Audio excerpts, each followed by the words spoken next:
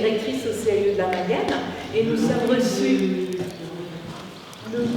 reçus à la Selle des Châteaux par la commune. Merci, excuse, on a monsieur Benoît Landais. Mandaté le deuxième adjoint. Voilà, qui s'occupe des finances. Je ne suis pas un homme de terrain normalement, mais me voilà quand même avec vous. Donc, écoutez, messieurs, dames, merci d'être venus à la Selle. Je vous souhaite la bienvenue dans ce petit village, cette ville sympathique que vous allez, pour certains, découvrir et pour d'autres, vous connaissez déjà. Il y en a qui ont déjà fait une tour dans les jardins, j'ai pas longtemps. Donc, on va se balader dans les rues. On va traverser la roseraie pour aller au Val des Écoliers, l'endroit qui est mis en avant par ces dames ce soir. Madame Audouin, qui devait vous parler du projet, a priori n'est pas sûre d'être présente à l'heure. Elle transmettra le petit speech pour parler de l'endroit précisément, parce qu'il y a tout un programme de végétalisation avec l'association des mains vertes. J'en vois 2 ici, même plusieurs, 4. C'est parfait, donc vous prendrez le relais sur place là-bas plus que moi, parce que vous êtes plus au fait de ce qui se passe sur le terrain que moi je ne le suis. Donc il y a tout un programme de végétalisation, disais-je, là-bas avec les élèves et donc l'association des mains vertes. Donc je vais vous passer le relais à ces dames, je ne vais pas faire trop long, parce que c'est pas le but. On ne parle pas de finance, donc ça vous intéresse pas. Je vais vous passer la main, vous êtes plus spécialisés que moi.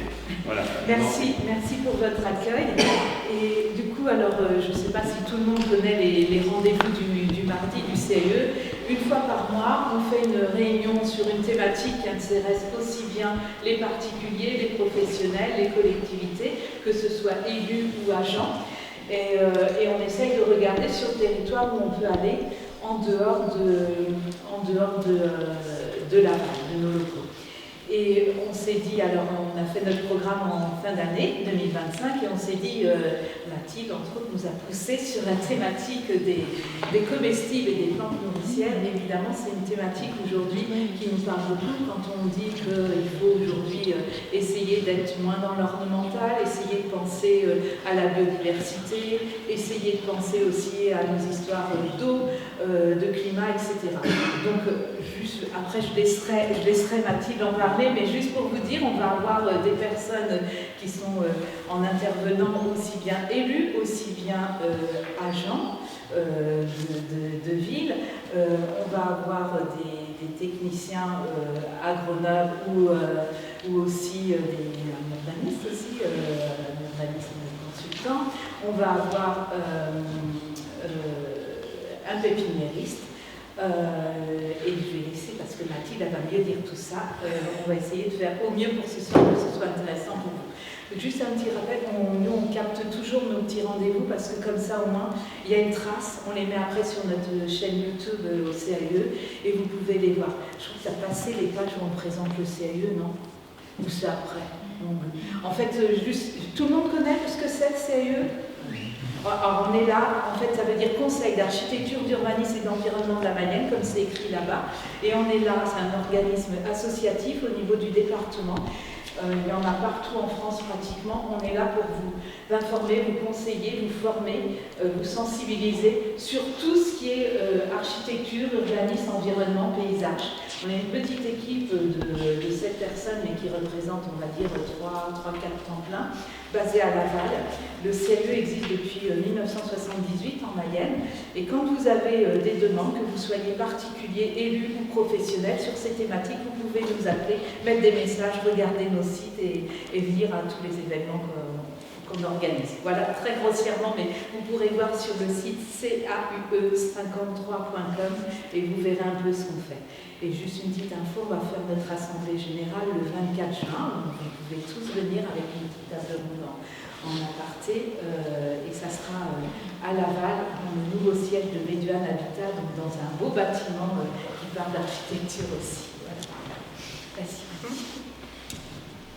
Oui, effectivement, si on a voulu vous parler, et on a nommé ce rendez-vous du mardi commune nourricière, végétaliser l'espace avec des plantes comestibles, c'est tout d'abord parce que cette thématique-là, elle relie beaucoup d'autres thématiques. À la fois tout ce qui est, et là c'est ce que je vais essayer de vous montrer en peut-être 5 minutes de chrono, mais on va balayer un petit peu tout ce qu'on va voir pendant ces échanges et la visite derrière. La première chose, c'est quand même les deux notions, c'est à la fois nourrir et relier, surtout quand on est au niveau du cœur de bourg.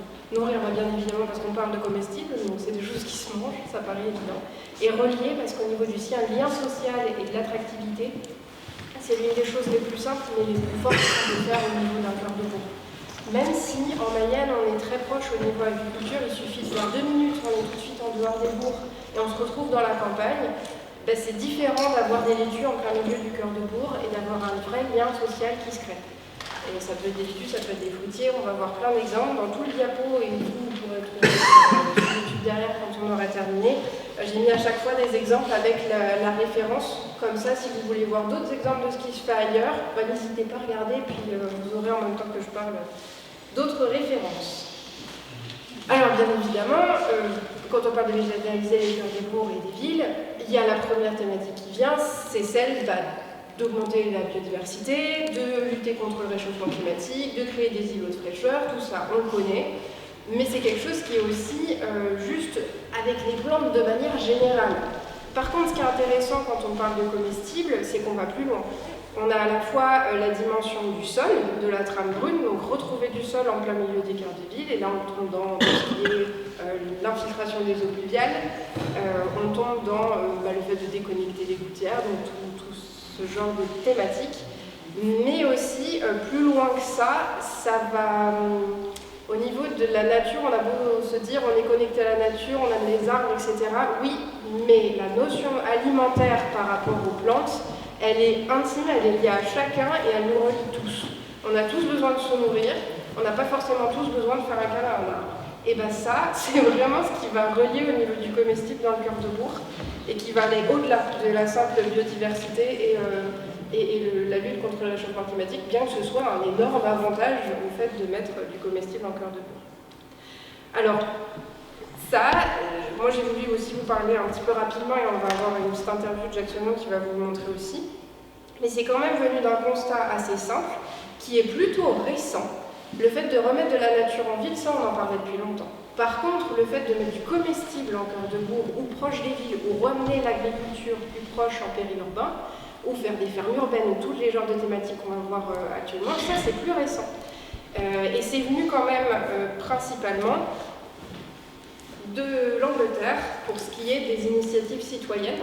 Et c'est au départ un petit collectif qui s'appelle Incredible Edible, qui a donné des petits partout en France, maintenant ça s'appelle Incroyable Comestible. Et du coup c'est à Todmorden, une toute petite ville, et en 2008, grosse crise, perte d'emploi énorme. Et puis en plus les gens se retrouvent isolés, parce que quand on n'a plus son travail, on n'a plus non plus tous les liens sociaux qui viennent avec. Et c'est monté une petite association qui s'est dit mais pourquoi on ne réglerait pas un peu les deux problèmes, c'est-à-dire et l'isolement et le problème alimentaire des gens qui perdent leur emploi, et on ne planterait pas dans des bacs en plein milieu de la ville. Et tout le monde s'y est mis.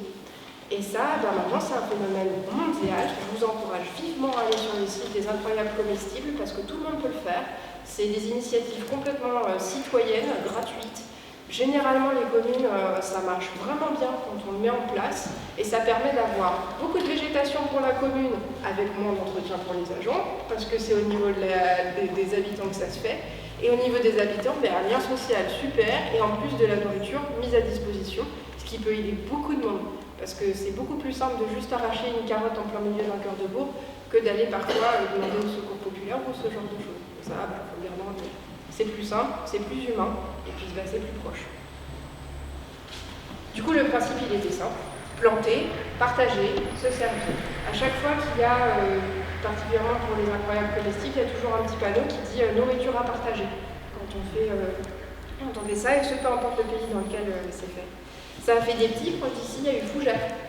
Fougères, il y a les incroyables comestibles au niveau de la ville. Je vous ai mis ici. Et d'ailleurs, ils cherchent un petit peu plus, parce qu'ils auraient besoin un petit peu de monde pour faire vivre encore le projet. Alors, n'hésitez pas à leur faire un coup. Voilà. Et puis, comme je vous disais, le lien social. Et plus que le lien social, quand on dit que les centres-bourgs, actuellement, il y a moins de commerce, il y a moins d'animation, que ça ferme progressivement, que de toute manière, je vais acheter le pain quand je vais aller au travail, et quand je vais aller au travail, j'y vais en voiture, donc du coup, c'est pas dans le cœur du bourg.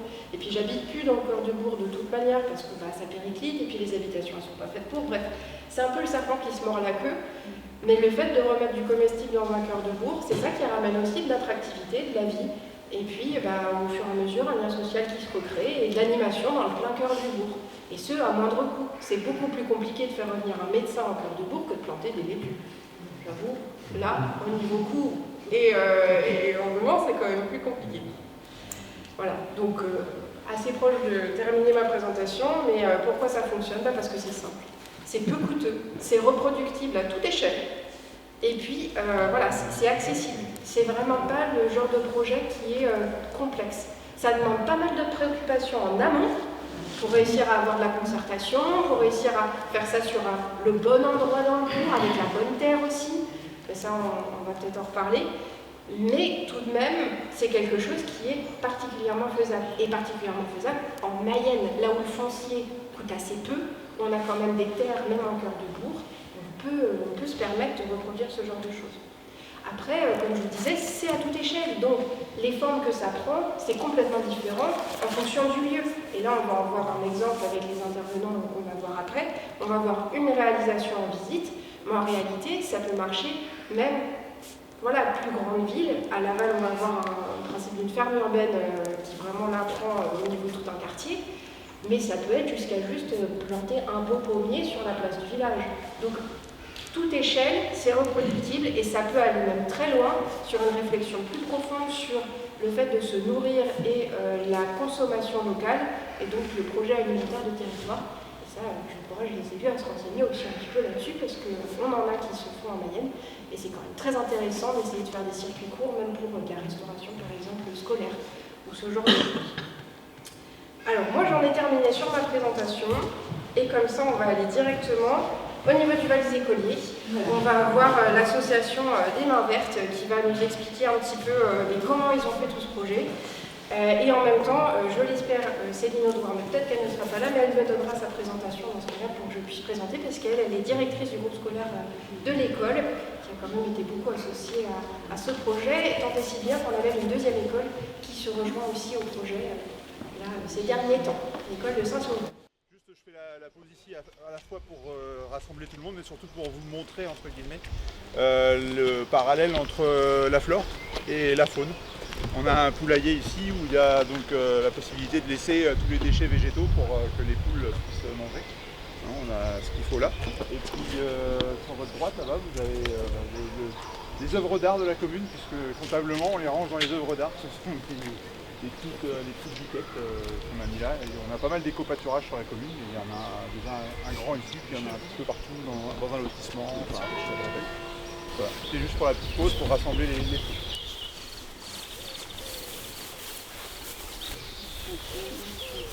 Voilà. Donc je laisse la parole à ces messieurs dames de l'association. Xavier. Ouais. Xavier. Ouais. Non, le chef de projet. Ah oui. Chef de projet, oui, enfin oui. Porteur de projet pour la forêt nourricière particulièrement. Donc est-ce que tout le monde connaît la méthode jardin-forêt? Non, voilà, un seul me suffit. Donc en termes plus professionnels, on peut dire que c'est de l'agroforesterie fruitière étagée, où on utilise tout l'espace du sol à la canopée pour porter à fruits sainement, sans pesticides, si possible en abondance. Et c'est l'objectif. Et pour atteindre cet objectif-là, on utilise différents procédés. Le premier, c'est de toujours couvrir le sol. Donc pour l'instant, il n'y a pas encore de couvre-sol, donc on a paillé. Ce qui nous donne un sol qui est profond, qui peut retenir de l'eau plus que d'autres. Vous ferez une expérience après, là, c'est manifeste. Et on diversifie sur chaque haie les essences, voire même les variétés, pour avoir une diversité génétique la plus poussée possible. Et ce qui permet d'avoir énormément de connexions dans les sols, donc plus de mycorhizes, plus de bactéries, plus de micro-organismes, plus de Puis après la vie des sols, quoi, les vers, les végétaux, et qui permet aussi de faire les vers, les cuticules, et puis d'apporter ce qui est en profondeur vers la surface, de faire tous les échanges qui se font dans un sol vivant. On essaie de les reproduire, et donc on utilise ensuite ce sol qui est propice à pouvoir donner beaucoup de nutriments pour mettre des végétaux qui sont plantés plus serrés que dans un verger. Et on peut se le permettre parce qu'on n'a pas de rosacées l'un à côté de l'autre qu'il faut écarter pour éviter que les parasites s'auto-entretiennent. Et on peut les serrer plus. Le fait qu'ils soient plus serrés, ils vont moins pousser, être moins poussants que de façon isolée. Donc si on met un chêne à côté comme là, un érable et puis un merisier, on n'aura jamais un chêne qu'on aura une bille pour faire du bois de charpente, c'est clair. Ça va plus pousser comme une haie. Quand on plante une haie de charmille tous les 20 cm, on n'a jamais un plant de charmille qui prend plus de place que les autres, d'autant qu'ils sont taillés régulièrement. Et la taille, ça fait partie aussi du travail dans le jardin forêt.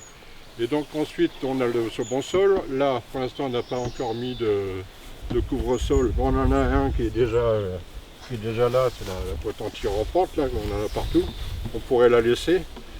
Mais pour l'instant, on est encore en phase de nourrir le sol. Et puis après, on mettra, si possible, des couvre-sols qui soient alimentaires. Des fraises des bois, des ronces rampantes. Enfin, il y a une quantité de plants qu'on peut mettre au sol. Et puis ensuite, on va partir sur du buissonnant. Là, les haies sont plantées orientées sud. Le sud arrive ici. Et du soir au matin, paf, l'est étant là, il va noyer la haie de chaque côté. En premier lieu, on va mettre ce qui demande plus de lumière, de luminosité, de soleil. Et puis progressivement, au sol, on va mettre ce qui préfère l'ombre, voir s'il y en a besoin ou qu'il n'y en a pas besoin pour fructifier, comme le noisetier par exemple.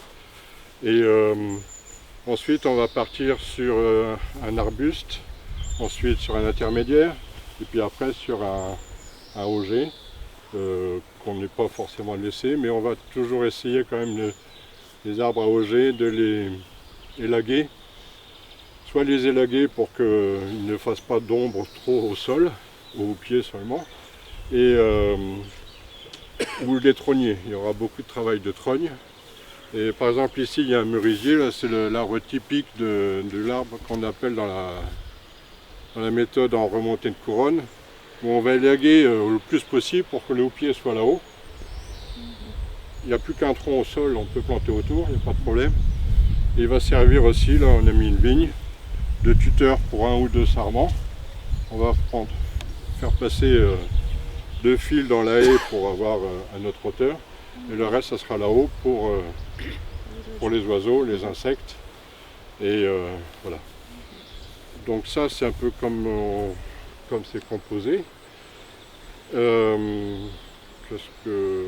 voilà, de toute façon, je crois que j'ai fait le tour. Ça va vite à expliquer quand même. Une fois qu'on a compris que c'est par étage, que ce qui est à l'ombre va à l'ombre, mi-ombre, là. Ensuite, il y a toujours des choses qui seront à modifier au cours du temps. Mais en fait, c'est le principe. Dans le principe de l'abondance aussi, donc là, par exemple, on va avoir un merisier là-haut, on va avoir des vignes là-haut qui vont fructifier là-haut. Ce ne sera pas pour nous, c'est pour les oiseaux.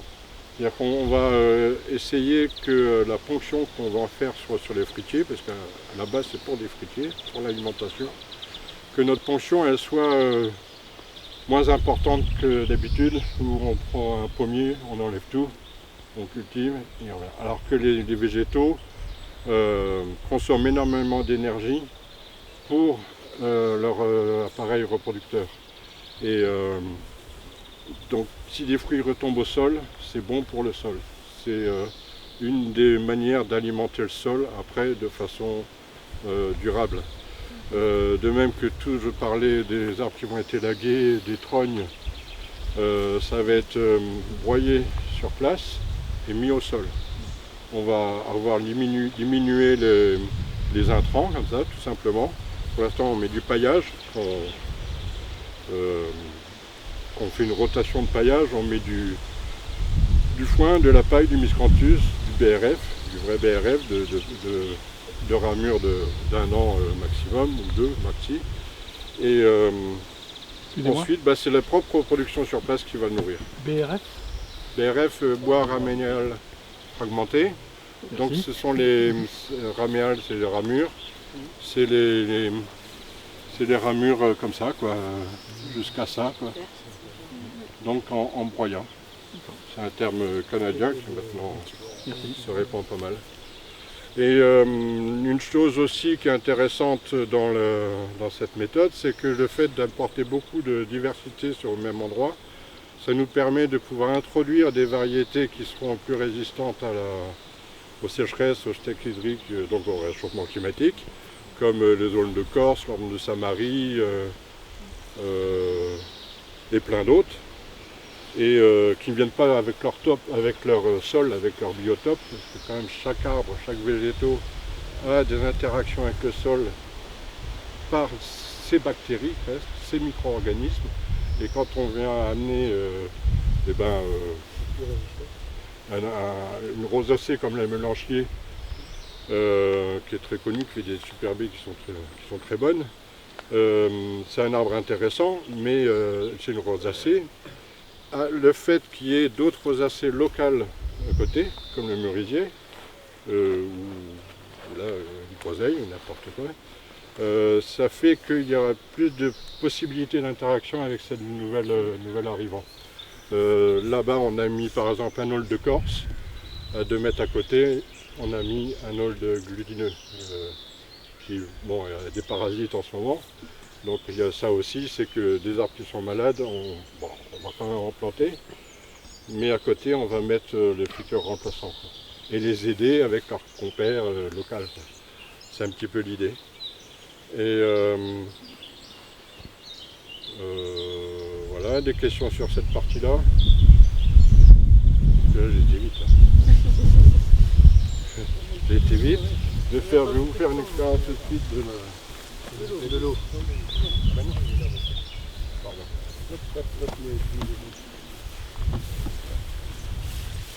Donc les plantations, elles ont été plantées là-dedans. On a juste fait décaloter un peu d'herbe pour faire le trou. Et le reste, on a paillé. On n'a pas retiré d'herbe, on n'a pas labouré, on n'a pas retourné, rien du tout. Et donc maintenant, je ne fais pas exprès, hein. C'est dur. C'est bien une bonne fourche. Ah ben, peut-être péter. Simplement. Du côté-là, ça va être plus vite.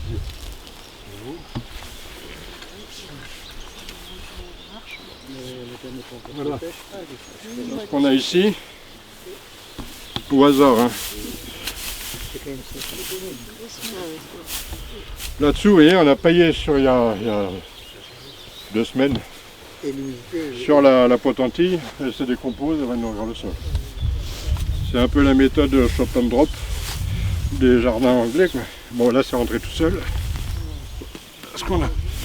Donc là ça a été fait en 2023. Donc décembre 2023. Donc là on voit. On a ce que certains appellent le couscous. Hein. Comparé à ça. C'est sec, donc c'est quand même structuré parce qu'il y a de l'herbe. Mais là, et puis on a l'humidité, on a une formation d'humus. Et puis il y a du monde, quoi. Il y a du monde là-dedans. Hein. Donc là j'ai calculé moi, que ça faisait à peu près sur tout ce qui est planté il y a 300 mètres de haie. Ou 600, non c'est 600 mètres carrés parce qu'on voit à peu près 2 mètres. Et sur l'épaisseur de sol là, ça fait à peu près 24 mètres cubes de rétention d'eau en plus sur le terrain. Donc là on peut attendre fin juillet pour commencer à arroser. C'est aussi bien parce qu'on n'a pas beaucoup d'eau de stockage. On arrose avec de l'eau de récupération. Et on n'a pas mis des tonnes de... C'est qu'il est passé là.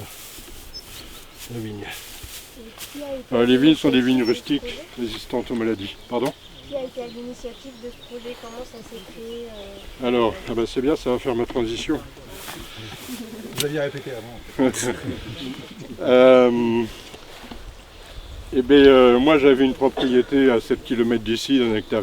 J'avais commencé à me renseigner il y a maintenant 15-16 ans sur comment arborer. On a profité du parc Normandie-Maine et de leur aide pour planter plein de haies bocagères. Puis j'ai trouvé que ça va pas beaucoup de fruitiers. Et puis j'ai entendu parler de cette méthode jardin-forêt, je me suis renseigné, et puis on a pu commencer à planter, puis à apprendre des choses. Ensuite, arrivé sur la C, j'y étais déjà, mais pas souvent. Il y a un an, c'est le pépiniériste qui est venu planter à la maison, qui faisait partie d'un collectif qui voulait planter derrière le magasin Artibin, donc c'est un magasin chauffagiste qui est en haut devant l'Intermarché.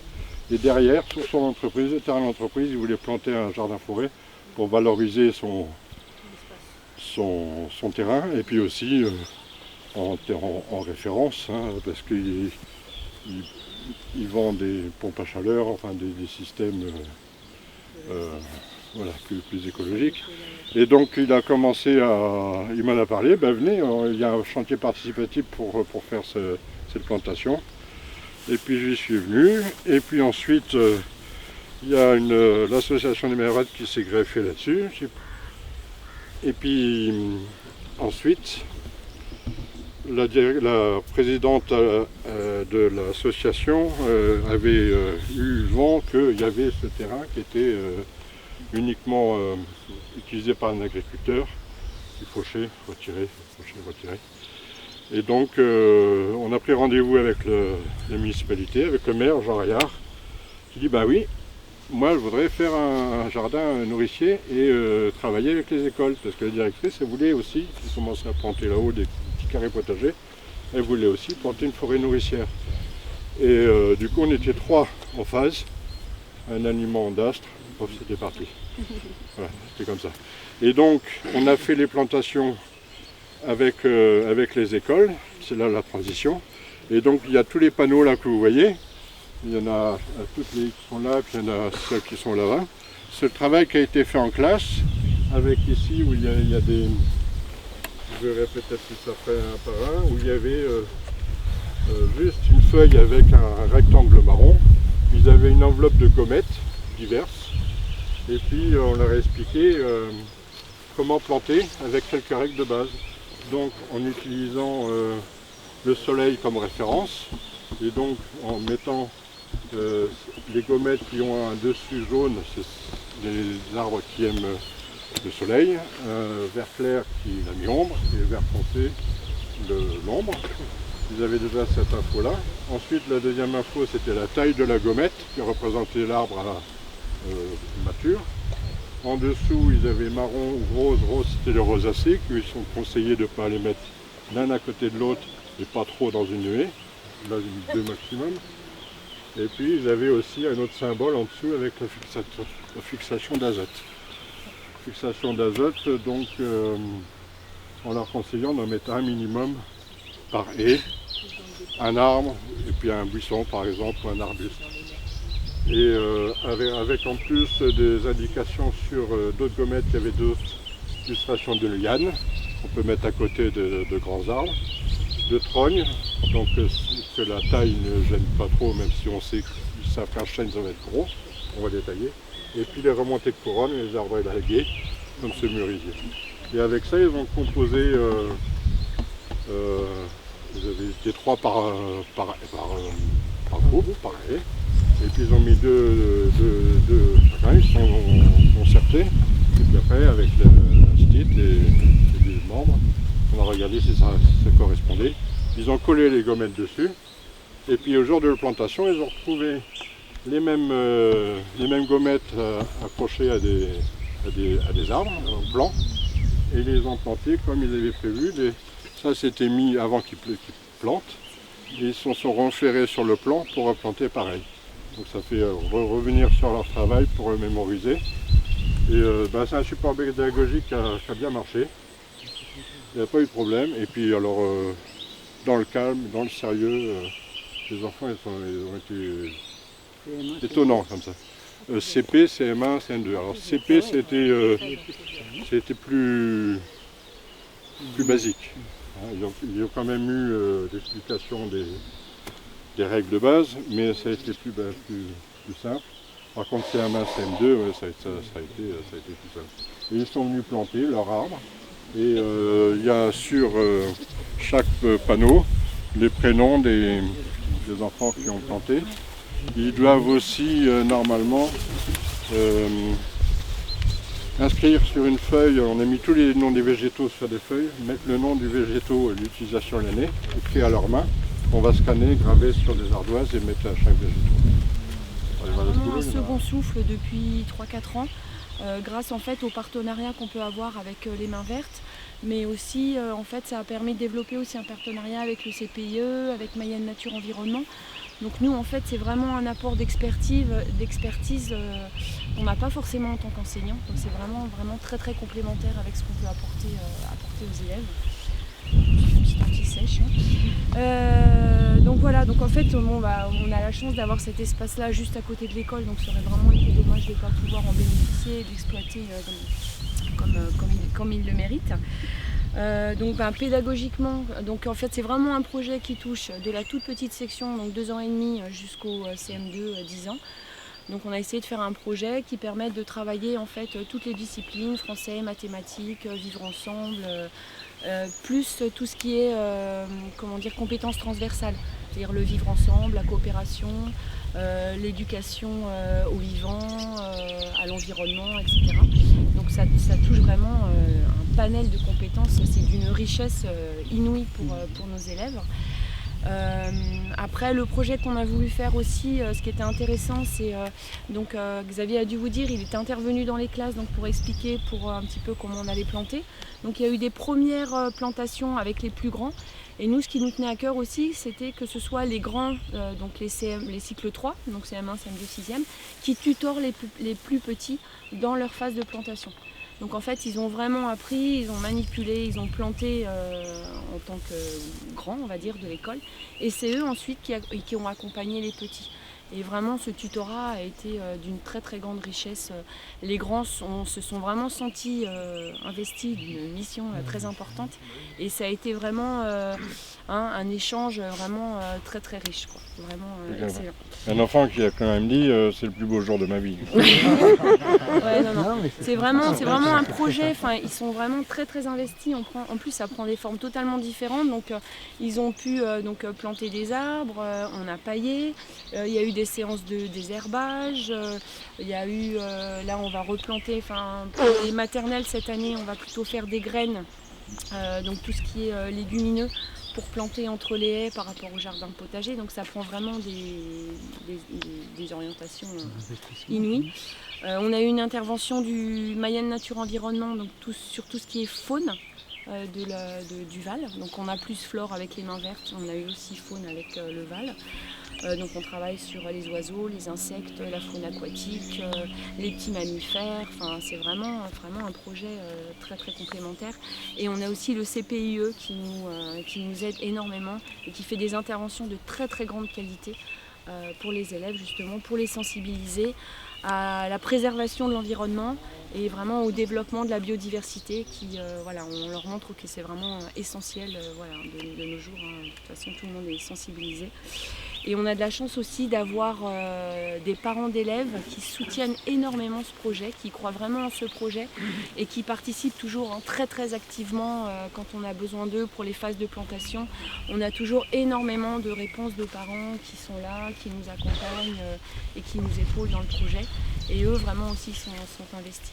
Et nous, notre but, c'est vraiment de faire de cet espace un espace de pédagogie, d'échange, vraiment d'enrichissement mutuel. que les élèves viennent montrer à leurs parents ce qu'ils ont pu planter, qu'il y ait vraiment un échange, que les lycéens puissent venir pour voir un petit peu ce qui a été fait. Enfin, c'est vraiment ça qui nous tient à cœur, que ça devienne un espace riche et vraiment convivial, où chacun aime se promener et aussi apprendre des choses. Donc ça c'est vraiment, je pense, l'objectif. Il y a même les nichoirs, là, il y a une dizaine de nichoirs qui ont été installés. Il y en a un qui est occupé, là, le petit en losange. Là. Et c'est les enfants qui ont monté lors d'un stand d'un troc-plante qu'on organise deux fois par an. Et il y en a aussi qu'on a fait au sein de l'école, qu'on avait plutôt mis dans la roseraie. Il y avait des hôtels à insectes, tout ça. Là, avec la Mayenne Nature Environnement, on a mis des cabanes à hérissons. Voilà, des petits abris à hérissons.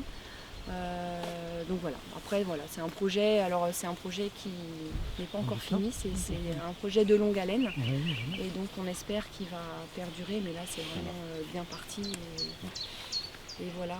Les hérissons qui devraient réguler les limaces.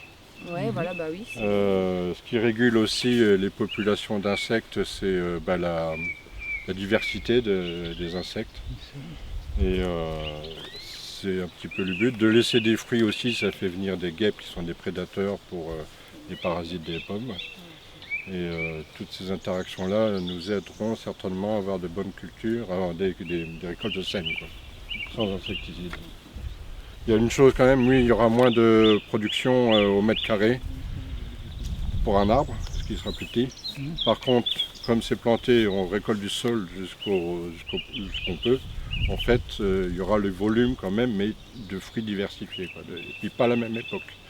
Une autre chose aussi, c'est qu'on va, l'année prochaine, ce qu'on va proposer, c'est de planter des vivaces surtout, et d'avoir par exemple une collection de menthes. Et la menthe les différentes variétés de menthe ont des floraisons échelonnées. Et ça permet d'avoir des insectes qui aiment bien se butiner dessus, de s'installer. Et à manger longtemps, on s'installe, on se reproduit et ainsi de suite. Et il y a aussi sur un panneau, sur le panneau l'autre là-bas, il y a un QR code. Sur chaque panneau, il y aura un QR code pour aller renvoyer sur notre site où il y aura le descriptif des variétés, de ce qui est planté, de leur utilisation, voire même des recettes, parce qu'il y a des fruits qui sont méconnus, on ne sait pas trop quoi faire avec, comme l'aronie, là, ça donne énormément et ça pourra donner des indications aussi. Et in fine, tout ça sera en libre service. Voilà. Il n'y a pas besoin de chlore, tout le monde peut venir. Puis on verra s'il y a des abus ou pas, mais de toute façon, on ne pourra rien faire d'autre. Mais voilà, c'est l'idée et aussi d'installer des bancs. Là, pour l'instant, il n'y a pas d'ombre plus que ça. Donc de faire des gloriettes, des pergolas végétalisées, des tables dessous, pour que les habitants puissent se poser et discuter. Et puis le fait de se poser, après on remarque, tiens, il y a une cétoine dorée sur un truc, tiens, il y a un rouge-gorge par là, tiens, il y a les lézards. Et là pour l'instant ils passent et ils ressortent. Alors que s'il y avait des assises, même des coins pour manger, pensez à une table d'échecs durable, et puis les gens ils viennent, ils s'installent, et puis voilà. Une vieille musicienne, ça là. Ouais, et du coup aussi on a pour projet de mettre des tables d'écoliers pour faire l'écolo dehors. Ah, génial. Carrément. Alors la surface là c'est 9000 m², ça va jusque là-haut. Et puis ça s'arrête là. Et après il y a 1,5 hectare jusqu'à la rocade. On verra. Il y a du travail. Il y a de quoi faire. Moi je projette déjà comment planter sur cette surface-là. Mais bon, pour l'instant déjà 9000 m², on a déjà quoi faire. Mais on peut aller plus loin parce que ça offrirait des possibilités de plantation pour les nouveaux élèves. Et là, au bout d'un moment, on ne va plus pouvoir mettre grand-chose. Mais pour nous, c'est essentiel aussi que les élèves participent à l'élaboration, qu'ils ne soient pas simplement j'arrive, je fais un trou et je m'en vais. Enfin, je m'en vais, je m'en vais. On a vraiment besoin, on a vraiment envie qu'il y ait un suivi et un investissement, qu'ils sachent aussi pourquoi ils font les choses et pourquoi on leur a demandé de planter ça. Là, derrière, il va y avoir une journée juste 3D là, avec les écoles de secteur au mois de mai. Donc, il va y avoir toutes les écoles de Charchigné, Montreuil et le Ribet qui vont venir, avec des collégiens aussi de l'AC. Et du coup, ça va être aussi, pour nous, ça va nous permettre, on a préparé un rallye photo pour connaître le Val des Écoliers.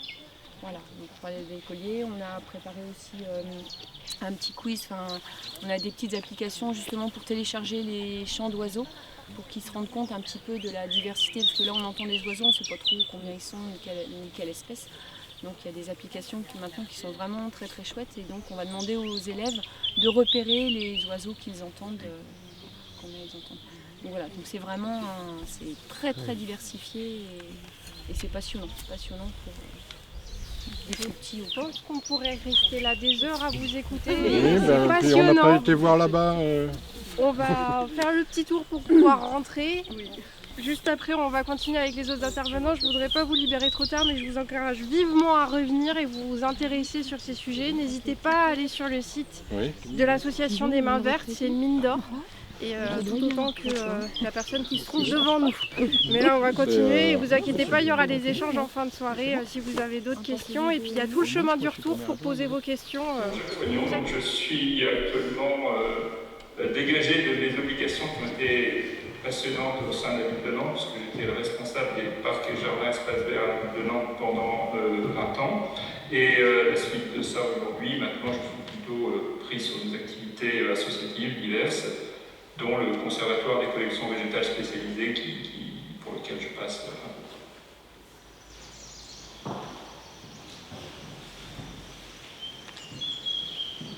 Il faut bien considérer qu'aujourd'hui, pendant longtemps, on a pensé que finalement, il suffisait de faire un beau décor, réservé à l'œil, quelque chose qui se voyait même éventuellement en voiture, des ronds-points autour desquels on circulait, etc. Et c'était très visuel. On a perdu finalement aussi un contact plus large avec ce qui nous entoure, la nature en particulier, et tous les sens n'étaient pas sollicités de la même façon.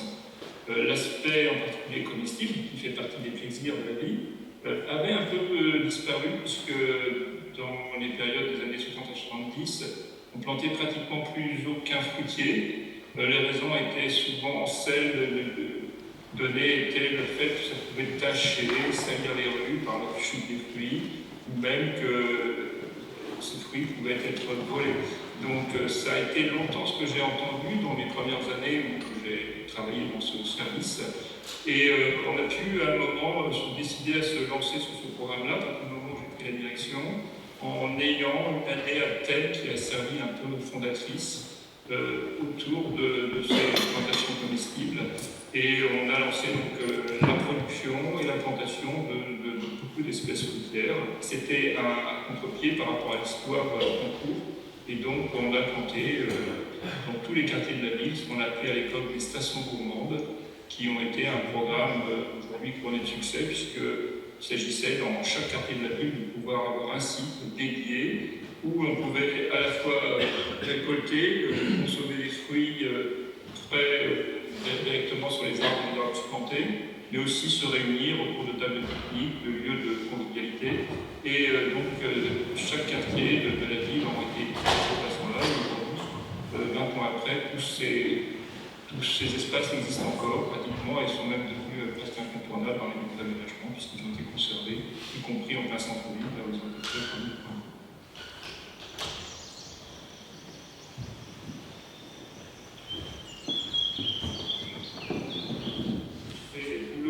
Comme on vient de dire, c'est logique dans le sens où, en plus du fait du plaisir immédiat, s'est ajouté d'autres phénomènes comme le Covid, qui ont montré la nécessité de garder une proximité avec la consommation que l'on a au quotidien et la capacité à produire soi-même ses propres fruits et légumes. Ça a joué un rôle d'accélérateur, mais c'était une forme de retour à ce qui était la normalité des choses avant la surabondance des produits importés.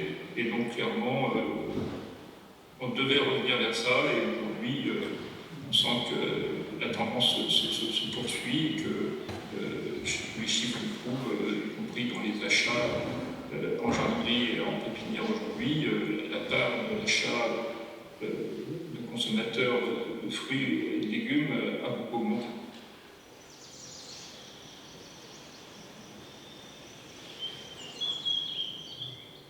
chose, c'est qu'on avait, donc à Nantes, on a toujours une pépinière municipale, ce qui est quand même une grande chance, une grande force, et du coup, les programmes de production suffisaient de les enclencher. Donc, la nouveauté, c'était d'en commander d'un seul coup à cette pépinière plusieurs dizaines de milliers, ce qui n'était pas du tout usuel pour eux. Et il a fallu simplement réadapter son schéma de production à ça. Et l'événement ayant créé cet appel, puis ensuite s'étant consolidé dans le temps, bien effectivement, rapidement, on a eu ce qu'il fallait en termes de production de fruitiers. Après, pour le reste, en termes d'aménagement, on a mis au point une technique d'aménagement qui fonctionne bien et reproductible, avec le bureau d'études spécifique de ce service d'espace vert qui existe toujours, puisqu'on a aussi la chance d'avoir un bureau d'études spécifique paysage. Et à partir de là, à partir du moment où les modules étaient suffisamment construits et faciles à reproduire, on a pu en multiplier sur le territoire nantais, avec à chaque fois quand même des adaptations.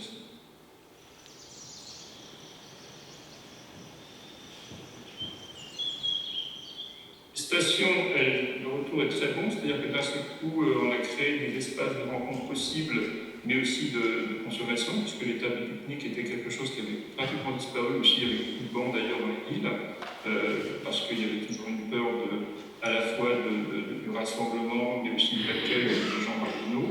Et pendant longtemps, on a vu plutôt disparaître bancs et tables dans les villes. Donc le fait d'avoir ramené ces éléments-là en ville a recréé les conditions de convivialité. Et donc, de fait, ces espaces sont toujours très utilisés, à tel point que, par exemple, dans les aménagements de centre-ville qui s'appelle la promenade nantaise, qui part de la gare et qui va jusqu'au jardin extraordinaire, les deux espaces qu'on avait faits, qui nous avaient été concédés pour une durée éphémère et qui avaient été imaginés au départ, au moins déclarés comme éphémères, sont les seuls espaces qui ont été conservés sur l'ensemble de l'aménagement, parce que tout a changé autour, sauf les stations de roulement, ce qui est une forme de plébiscite, puisque le fait, c'était aussi en répondant à une demande du public qui considérait que ces espaces-là aujourd'hui étaient presque devenus incontournables.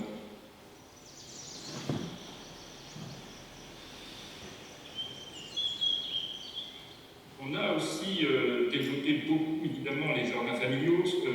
On partait de loin.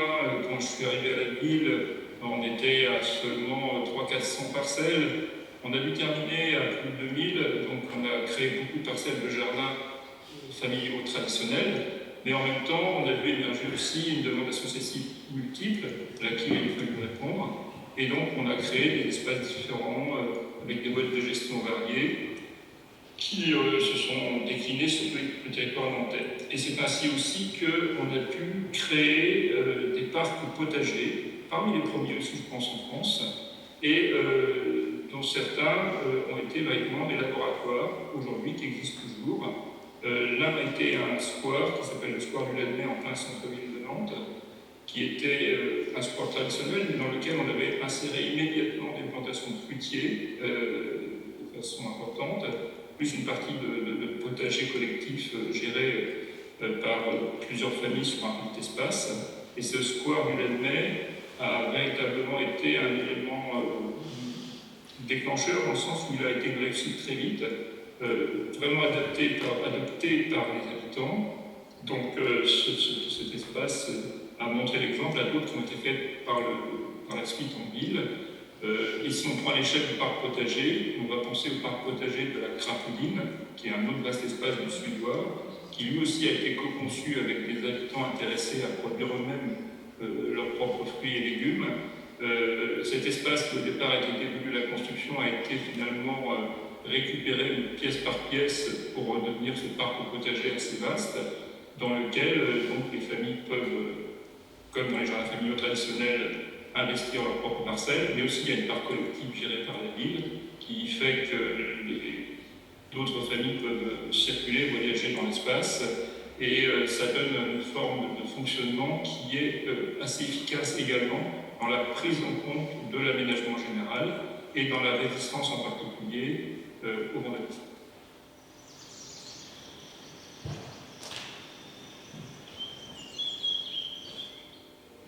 Le projet au départ doit se construire éventuellement à partir d'une base d'habitants, de personnalités engagées qui puissent aider à faire que le projet se déroule dans les meilleures conditions et soit pris en charge aussi au minimum par ces gens-là. Donc ça, c'est la première grande règle, et elle a à chaque fois montré que c'était la bonne voie de mise en place. Après, il ne faut pas aussi tomber totalement dans l'angélisme, il faut vérifier quand même un point important, c'est que les terres que vous mettez à disposition soient de qualité suffisante pour accueillir ces productions de produits consommables, puisqu'on sait qu'en ville, on a des sols qui peuvent être pollués pour différentes raisons, plus qu'ailleurs encore, activités industrielles, relargage de produits divers, ce qui fait qu'à certains moments, on a pu aussi s'arrêter parce que les conditions d'analyse de sol ne nous donnaient pas les conditions minimales réglementaires, donc toujours une précaution à avoir par rapport au projet à mettre en œuvre. Ça, c'est important de le signaler. Il y a des pièges possibles, donc il faut les anticiper.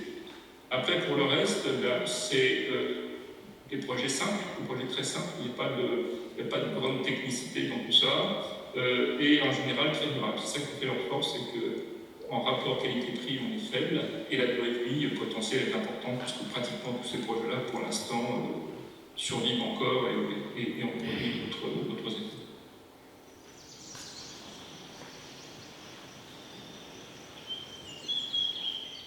Quand on a lancé tout ça, on était pratiquement à peu près en même temps que ce que faisaient les incroyables comestibles en Angleterre.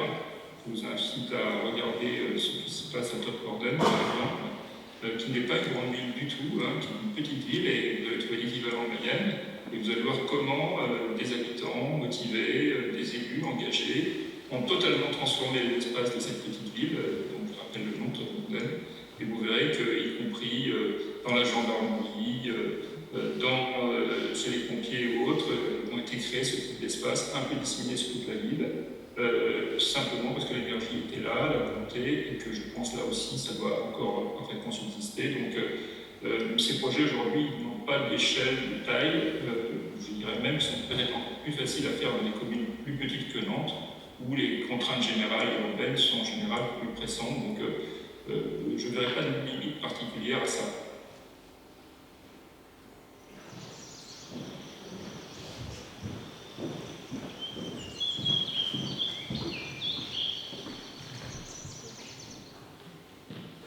Voilà. Donc maintenant qu'on a réintroduit pour la 15e fois le sujet, mais j'espère que c'était quand même intéressant pour vous, et qu'on a eu la perspective sur un territoire qui est quand même plus grand, mais qui apparemment fonctionne quand même sur ce lac. Je vais laisser la parole à notre intervenant.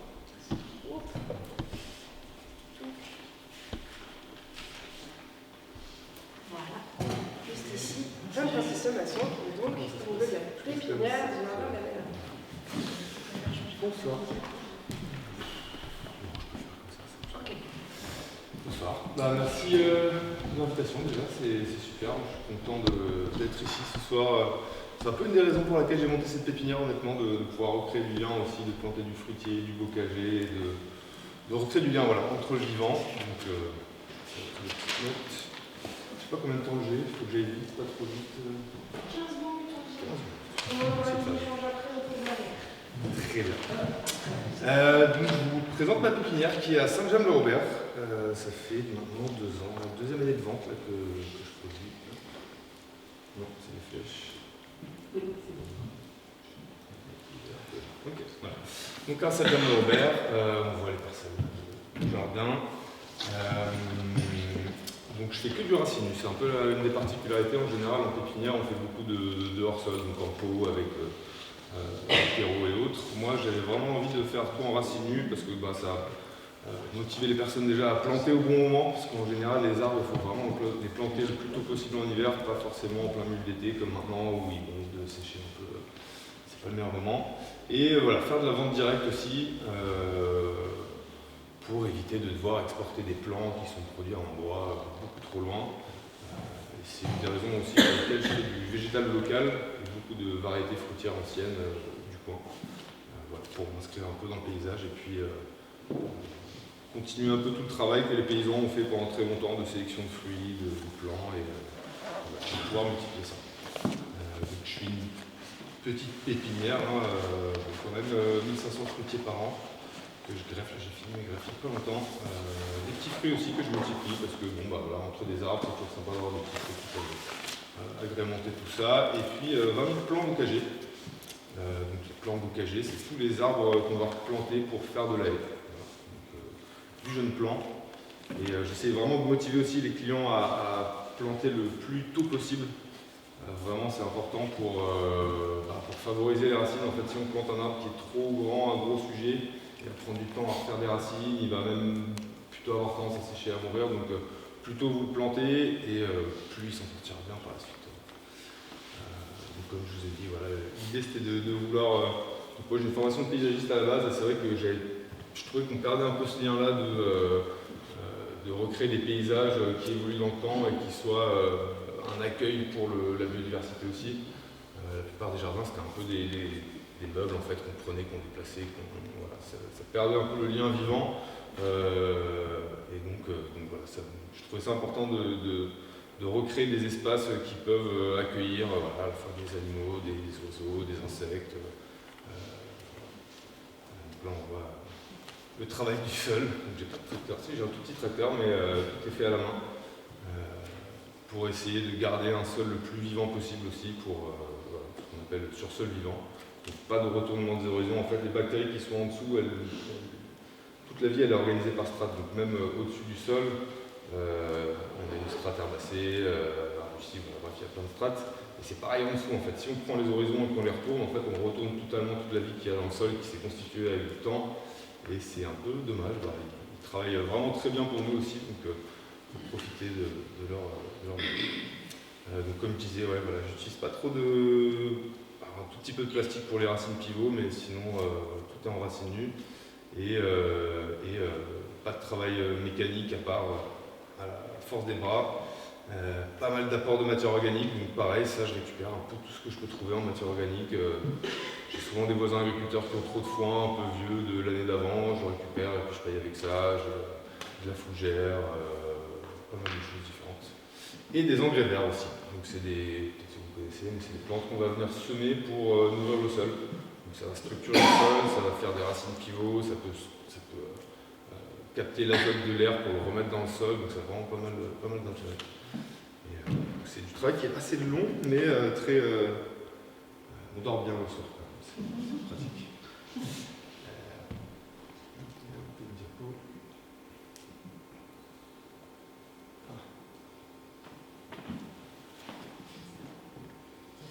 Voilà. Donc ça c'est quand c'est en terre. On voit les bandes enherbées, pareil, je voulais garder les bandes enherbées pour plusieurs raisons. On se rend compte que la vie du sol est beaucoup plus prolifique quand il y a des végétaux vivants. Pailler c'est bien, ça va nourrir le sol, mais à partir du moment où il y a des racines et qu'il y a des interactions, des fois je désherbe une motte. La motte est très très grasse, juste avec tout le mucus en fait, que les organismes ils sécrètent, et c'est ça qui va conserver vraiment toute la structure du sol et garder l'eau aussi dans le sol. Donc ça va diminuer aussi les arrosages. Toutes les surfaces qu'on voit aussi de feuilles, ça va faire de la captation pour l'arroser du matin. En fait, un vieux chêne, comme on voit au fond, ça évapotranspire plus de 1000 litres par jour d'eau. Donc en fait, en apport d'eau déjà, ça diminue grandement aussi tout ce qui est intrant extérieur. Donc c'est pour ça que j'arrose aussi le moins possible. J'essaie de les motiver à faire des racines le plus profond possible. Et en fait, une fois qu'on les remet en situation réelle, on va dire, ils ne s'attendent pas à avoir un goutte à goutte et être biberonné toute la journée. Ils savent qu'il faut faire des racines en profondeur, aller chercher de l'eau au fond, et c'est pas mûr comme ça. Donc en fruitier, j'ai aussi j'ai pas mal de variétés locales anciennes. Ça me tenait à cœur, on se rendait compte que en fait, toutes les variétés qui ont évolué localement, ils sont habitués à tout l'environnement. Et ils ont un apport nutritif qui est quand même meilleur aussi que les pommes qui sont très sélectionnées et qui ont un gros taux de glycémie, donc beaucoup de sucre, mais voilà, ça apporte moins d'antioxydants et plein d'autres choses. Et puis c'est pour respecter aussi tout le travail qui a été fait en amont, comme je disais tout à l'heure, de sélection. En fait, il y a des paysans de génération des générations qui ont pris soin de ressemer des pommes, de les sélectionner, de voir lesquelles fonctionnaient bien, et en fait ça peut retransmettre un peu tout ce travail-là. Et c'est vrai qu'on ne trouve pas ces plans-là dans les jardineries. Je trouvais que c'était intéressant.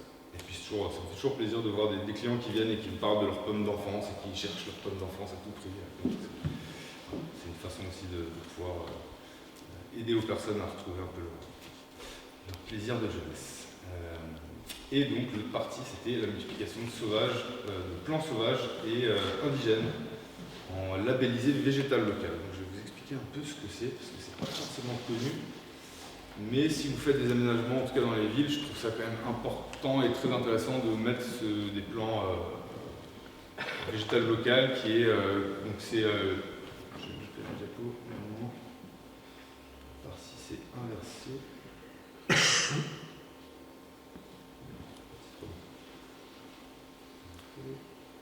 Voilà. Donc le végétal local, on voit ça a été créé par l'OFB à l'époque parce qu'en fait on a utilisé beaucoup d'argent public pour replanter des haies et on se rendait compte qu'il y avait la moitié qui mourait au bout d'un moment.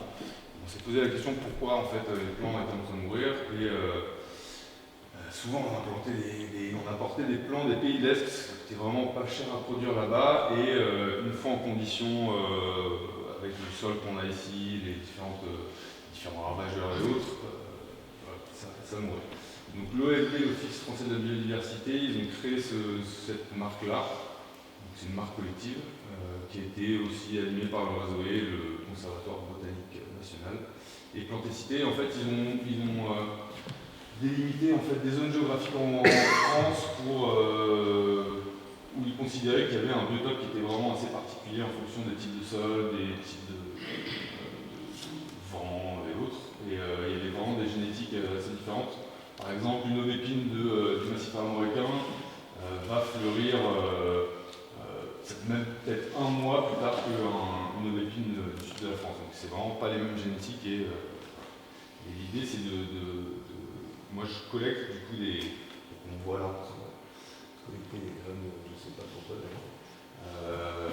Et en fait l'idée c'est de collecter sur du plant sauvage local, donc sur des haies qui ont été plantées avant les années 70, parce qu'après les années 70 on a importé beaucoup de plants un peu partout, donc d'autres génétiques. Et donc l'idée, moi je vais sur Géoportail trouver toutes les vieilles haies qui ont été pas arrachées et j'essaie de multiplier ces plants-là en sélectionnant, donc, en prenant minimum 30 individus pour faire un lot de graines et ensuite considérer qu'il y a une diversité à faire. Et on ne fait pas de tri des plants non plus, on va faire du petit plant, du grand plant, du moyen, toutes les morphologies possibles parce qu'on considère que même le petit plant a quelque chose à apporter par la suite s'il pollinise une autre. Peut-être qu'il a un gène résistant à telle maladie, peut-être que voilà. Donc le fait d'avoir réduit le génome, en fait, ça appauvrit un peu la diversité de la flore et en tout cas, il y a vraiment des meilleures reprises avec ce type de plan. Mais c'est un processus assez long quand même de tout le fait de collecter les graines, de les dépulper, de les mettre en frigo, ensuite de stratifier les graines, c'est assez amusant à faire, mais c'est assez long. Et là, on voit un exemple, par exemple, d'une haie qui a été plantée il y a 2 ans, bon, on voit pas trop là, mais sur 100 plants, il y en a un qui est mort, et c'est apparemment peut-être le résultat d'une mauvaise plantation, donc il y a vraiment je suis assez content, la plupart de mes clients me disent qu'il y a quand même vraiment un bon taux de reprise. Contrairement à d'autres plants, d'autres plantations où j'entendais des 30% de taux de reprise et tout le reste mourait. Voilà, j'ai un peu expliqué tout ça. Oui, et aussi il y a quelque chose qui est assez important. Par exemple, on a un exemple de l'arbre à papillons qui attire les papillons parce que les fleurs sont jolies et il y a plein de papillons autour. Sauf qu'en fait, la trompe du papillon indigène est trop petite pour rentrer et prendre le nectar. Donc en fait, c'est joli pour nos yeux. Mais le papillon, malheureusement, il ne pourra pas avoir grand-chose. Donc, en fait, tous les végétaux qui sont ici, qui ont pu se multiplier, c'est grâce à des insectes qui sont venus les polliniser, qui ont fait des fruits, qui sont ressemés et qui sont ressemés comme ça pendant des centaines d'années. Donc, il y a vraiment une corrélation aussi entre les plants qui viennent du coin et le bien-être de la flore locale. Voilà. Et juste pour vous montrer un gros chêne qui est chez moi, voilà, c'est sur ce type de sujet-là. Donc, il faut se dire que sur 400 ans d'existence, il a dû voir des sécheresses, il a dû voir des ravageurs, il a dû voir plein de choses, où il a appris génétiquement à s'acclimater à ça, et donc voilà, c'est vraiment des survivants sur des générations. Donc ça, c'est mes greffes. Oui, donc je vous en ai un petit peu parlé. Je fais de la greffe à l'anglaise, on voit comme ça, où du coup je récupère des variétés anciennes et puis des variétés modernes aussi. J'essaie de ne pas opposer non plus moderne-ancien. Je pense que c'est plus. Si vous faites des aménagements, en tout cas dans les villes, c'est bien de mettre de l'ancien plutôt que du moderne. Mais bon, les pommes modernes sont très bonnes aussi, croquantes, plutôt, pas de problème. Mais voilà, si c'est des variétés anciennes locales, en tout cas, il y a une corrélation avec les pollinisateurs et les gelées, elles n'ont pas forcément. Voilà, si on plante un abricotier du sud de la France, on a quand même des risques de se prendre des gelées sur les fleurs, donc il vaut mieux quand même généralement planter du fruitier local. Et comme je disais, voilà, au niveau des apports nutritifs, les fruits anciens, maintenant qu'on a des façons de voir concrètement les teneurs nutritionnelles, on se rend compte qu'en fait elles sont beaucoup plus nutritives, beaucoup plus de vitamine C. Je crois que c'est fois 5 en taux de vitamine C sur une variété ancienne qu'une variété moderne, donc il y a vraiment des intérêts pour ça. Et on va tenter l'exercice d'enchaîner directement après avec la ferme urbaine au niveau de Laval. Et nous aurons donc Christian Perrier et Patrick Laurent pour les discussions. Pour optimiser du temps, faire un petit retour. Je laisse l'intro à. Alors, on a un petit peu changé le. D'accord. Alors, optimiser le temps, vu qu'on est déjà. Vous avez soif. La soif, et puis il leur retourne. Bonsoir, merci. Bonsoir à toutes et tous. Je suis Patrice Morin, je suis adjoint au maire de Laval et élu politique de la ville sur Laval Agglo. Je suis en compagnie de Christian Perrier, qui est directeur de renouvellement urbain sur Laval Agglo, et de Julien, qui a été notre AMO sur le montage de ce projet très ambitieux. Moi, j'ai essayé de vous donner quelques mots d'introduction pour savoir dans quel contexte, comment ce projet est venu se poser au milieu de 2 quartiers prioritaires. Rappelez qu'on est dans un cadre de politique de la ville. Alors, politique de la ville, je ne vais pas vous faire toute l'histoire de la politique de la ville, c'est une politique de rattrapage qui peut aussi parfois être une politique d'avancer sur certains projets, en tout cas initier des projets tout à fait originaux. On est parti sur une phase 2 de l'ANRU, l'Agence nationale de renouvellement urbain. J'ai eu l'occasion de présenter sur une autre soirée, mais ce n'est pas le sujet tout à fait ce soir. Sur la réhabilitation de 2 quartiers prioritaires qui représentent 8000 habitants sur le secteur de Laval et qui concernent 1700 logements. Alors, à date, j'ai oublié de vous préciser aussi qu'il y a 2 bailleurs sociaux qui sont sur le secteur. Un bailleur social qui s'appelle Medvan Habitat, que je préside encore pour quelques jours et qui vous accueillera pour votre assemblée générale, et un autre qui est un bailleur départemental qui s'appelle Mayenne Habitat. Alors, sur ces 2 secteurs, on a à peu près le même nombre de logements, de manière à peu près équivalente. On est aujourd'hui dans une phase, on a achevé la phase 1 de l'ANRU, on est en plein dans le développement de la phase 2 de l'ANRU. On a à peu près aujourd'hui rénové, réhabilité presque 1000 logements, donc il nous en reste encore entre 7 et 800 à réhabiliter. Donc il y a tout un travail qui s'est initié de réflexion dès le début du mandat précédent, dès 2020. On s'est interrogé sur la façon d'accompagner la rénovation urbaine et de lui donner un souffle beaucoup plus important au regard des spécificités de la population qui compose ces quartiers. On a, pour dire les choses simplement, 50% des ménages qui sont sous le seuil de pauvreté, un seuil très important de familles monoparentales, et sur certains secteurs, on a des ménages qui vivent à 75% du seuil de pauvreté. Alors on dit toujours, c'est un chiffre clé qu'il faut retenir, on vit avec 7 000 €. On se souvent dit, 7 000 € c'est bien, non, c'est à l'année. Dans des familles de 4, 5 ou 6 personnes. Donc on voit tout de suite le lien qu'il y a eu avec l'emploi, la santé et l'alimentation. Donc on s'est tout de suite intéressé aux capacités qu'on avait de lié à un projet de renouvellement urbain avec ces enjeux forts qui sont des enjeux au-delà du logement qui conditionnent fortement la vie des gens en quartier prioritaire. Pour être rapide, on est allé tout de suite sur 2 appels à projets.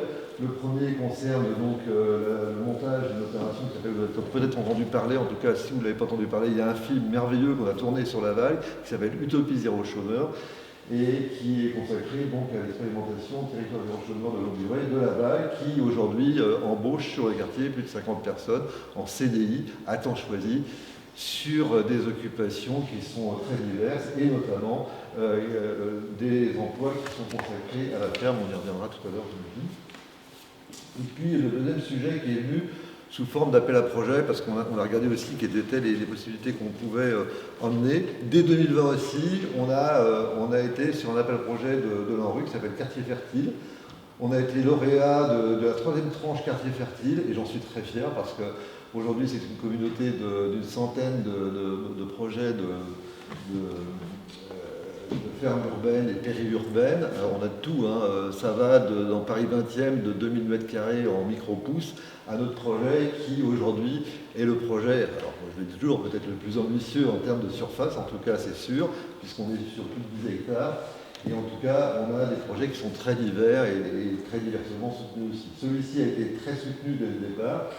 On a été donc financé pour monter toute une série d'analyses qui nous ont permis de valider dans un premier temps la faisabilité technique du projet, on en parlera. Et puis, parallèlement, et c'était le sens de la priorité qu'a donné l'ancien chef jardinier de Nantes tout à l'heure, et que je trouvais très intéressant, c'est comment rassembler, comment faire avec les gens. Parce que monter un projet de cette ambition sans avoir recueilli l'avis et je dirais l'enthousiasme et l'engagement des ménages et des familles qui composent ces 2 quartiers, où on a pas loin de 72 nationalités différentes, il fallait amener le sujet le plus finement possible, le plus précisément possible. Donc on avait toute une période où on a multiplié les rencontres. Comme je disais l'autre jour à des collègues, j'ai arrêté de compter au-delà de la trentaine de rencontres, on a arrêté de compter, mais on a eu une adhésion très forte à ce projet autour de l'alimentation, parce qu'on voit bien que ce qui rassemble très fortement les populations en difficulté, en grande difficulté, c'est souvent autour de l'alimentation, autour de l'assiette, et que c'est aussi un objet de transmission très important quand on n'a que ça. Je parle de familles et de femmes qui n'ont que le retour de leurs enfants qui sont à l'école et qui, en toute légitimité, peuvent nourrir une certaine fierté de pouvoir transmettre une façon, un art culinaire. Donc c'est toutes ces questions qui ont été, vous en doutez bien, débattues, rebattues, copélisées, cotéquisées à l'envi. Et donc on a pu commencer à être d'abord labellisé territoire zéro chômeur de longue durée sur le même périmètre en juin 2024. Donc à date, je vous l'ai dit, on a une cinquantaine d'emplois. Et sur le projet Quartier Fertile, on a démarré donc les activités d'aménagement, et on en parlera, j'imagine, il y a maintenant 1 an et demi à peu près, un peu plus d'1 an et demi. C'est un projet qui a démarré en 2020 et on espère, dans notre prévisionnel, avoir un projet qui soit autonome et en pleine culture en 2030. Vous voyez, comme c'est sur du temps long, enfin, sur tous les projets que vous amenez et que j'ai vus, même ici, c'est du temps long. Hein. Les arbres, ils ne poussent pas tout seuls, on ne les fait pas pousser comme on veut. En tout cas, je vous remercie parce que j'ai trouvé ça très passionnant ce que vous avez expliqué.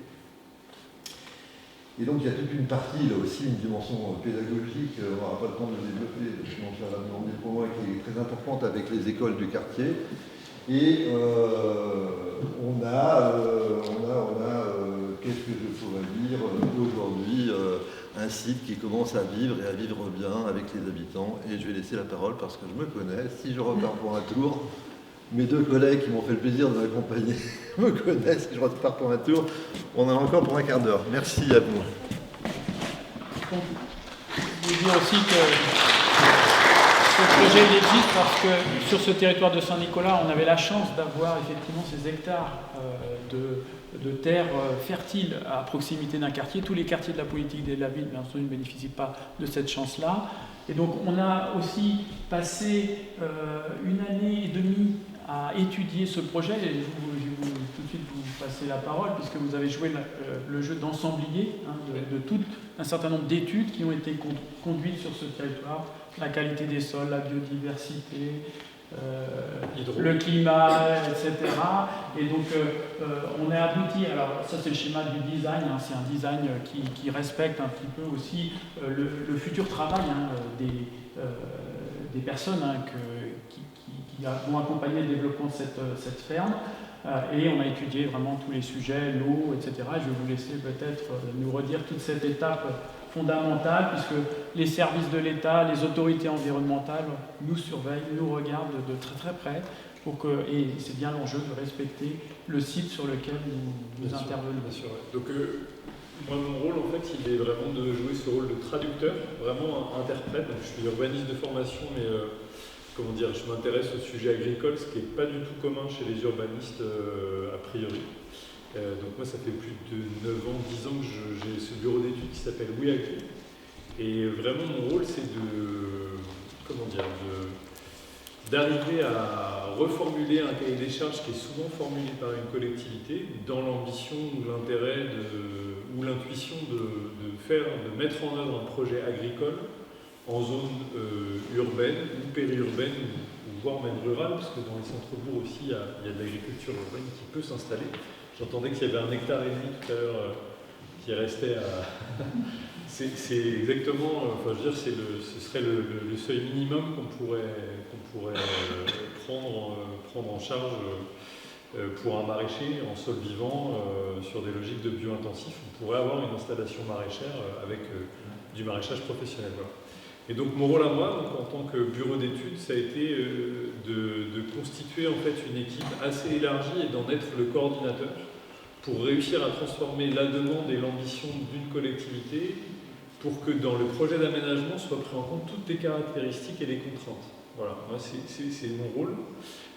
Donc il a fallu, à chaque fois j'ai envie de dire, les projets, la méthodologie pourrait être la même, mais sauf que c'est du sur-mesure en fonction des contraintes et en fonction de la logique physique, la réalité physique des espaces sur lesquels on intervient, et puis les interlocuteurs aussi. Là, la particularité, c'est qu'on est sur un site qui est à la fois effectivement dans un quartier de renouvellement urbain, donc avec une forte densité importante. Néanmoins, on a aux portes de ce quartier-là un site, des champs très ouverts avec une quinzaine d'hectares en conditions quasiment de monde rural en fait. Donc on est sur cette typologie très contrastée. Et c'est vrai que c'est assez hors du commun par rapport au projet du programme Quartier Fertile, financé par l'ANRU, avec effectivement plutôt habitué à 1000-2000 m², 5000 m²